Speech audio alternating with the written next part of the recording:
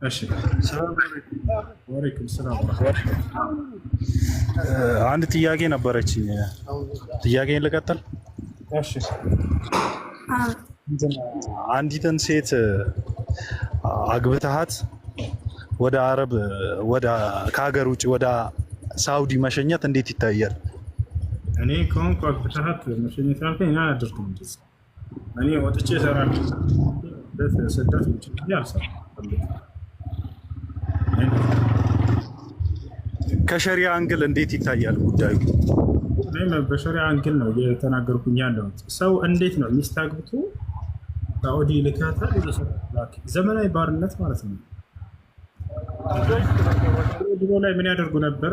ባሪያዎችን አንድ አለቃ ይሄድና ጠንካራ የሆነ ባሪያ ይገዛል ገበያ ላይ። ከገዛ በኋላ ይሄን ባሪያውን በቃ እየሰራህ አምጣ ይለዋል። እሱ ቁጭ ብሎ እዛ ቀኑን ሙሉ ያ ባሪያው ሰርቶ ያመጣል ገንዘብ ተቀብሎ ማታ ላይ ይበላል አለቃ። ከዛ ጠዋት ደግሞ ይወጣል ያ ባሪያ አሁንም ሰርቶ ደግሞ ያመጣል ያንን ገንዘብ ላለቃው እየሰጣ በዚህ መንገድ ይኖሩ ነበር። አሁንም እንዲሁ ምን ያደርጋል? ባል የሆነ ገንዘብ እንትን ይልና ሚስቱን ይልካታል። እየሰራች ወሩም ብሎ ያንን እያሰበ ሁሉ እየደወለ ይጠይቃታል። ስንት ደረስ? ደሞዝ ስንት ነው? መቼ ነው የሚገባው? ምንዛሬ ስንት ደርሷል? ላኪ ቶሎ በይ ይላታል። ከዛ ይህ እስልምና ፈቅዶልናል ይላሉ። ወላሂ ይህን እስላም አልፈቀደም። ይሄ ዘመናዊ ባርነት ነው። ዘመናዊ ባር ያው እንትኑ የተቀየረው ወደ ውጭ ሄደች በሚለው ስም ነው እንጂ የተቀየረው ያንኑ ቀደምቶች ሲያደርጉ የነበሩትን እያደረጉ ያለ። ወንድ ልጅ ነው ሰርቶ ማስተዳደር አለበት ሚስቱን። ነቢያችን ሰለላሁ ዐለይሂ ወሰለም ወጣቶችን ሲናገሯቸው ምን አሉ? ያ መዕሸረ ሸባብ መን ስተጣዐ ሚንኩም ልባአተ ፈልየተዘወጅ ወመን ለም የስተጣዕ ፈዐለይህ ብሰውም ፈኢነሁ ለሁ ዊጃእ አሉ። እናንተ የወጣት ስብስቦች ሆይ ከእናንተ የጋብቻን ጣጣ መቋቋም የሚችል ካለ ያግባሉ። አያችሁ፣ የጋብቻ ጣጣ በወንድ ልጅ ላይ የተጣለ የሆነ ኃላፊነት ነው።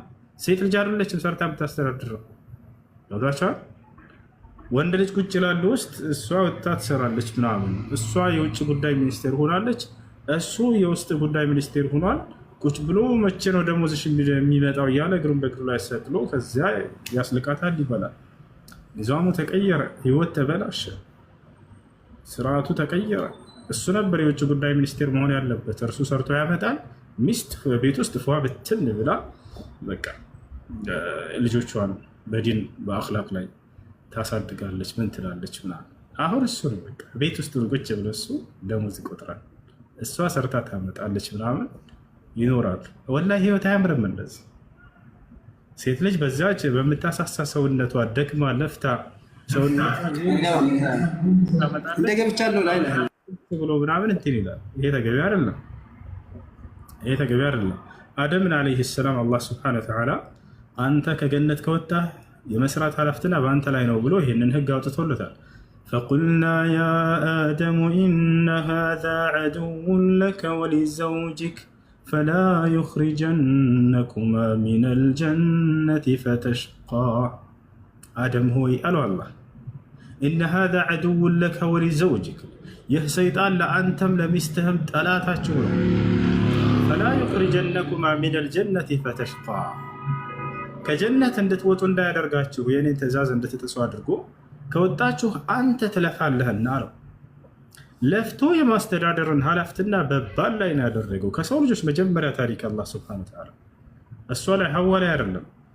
ትለፋላችሁ አይደለም ያለው፣ ትለፋለህ አንተ አለው። ሴት ልጅ ሰርታ ልታስተዳድር አይደለም በፍጹም የተገባ እሱ ነው ሊያስተዳድራት የሚገባው። ለማንኛውም ሚስቱን ወደ ውጭ እየላከ ብር እያስላከ የሚኖር ሰው ይሄ ስህተት ነው። እስላም ይሄን ያዘ። እሱ ነው ሄዶ ሰርቶ እና ልጆችን ማስተዳደር ያለበት። እሺ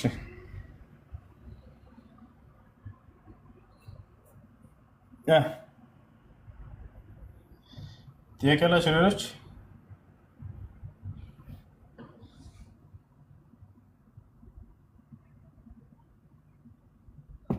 አሎ ወለካሎ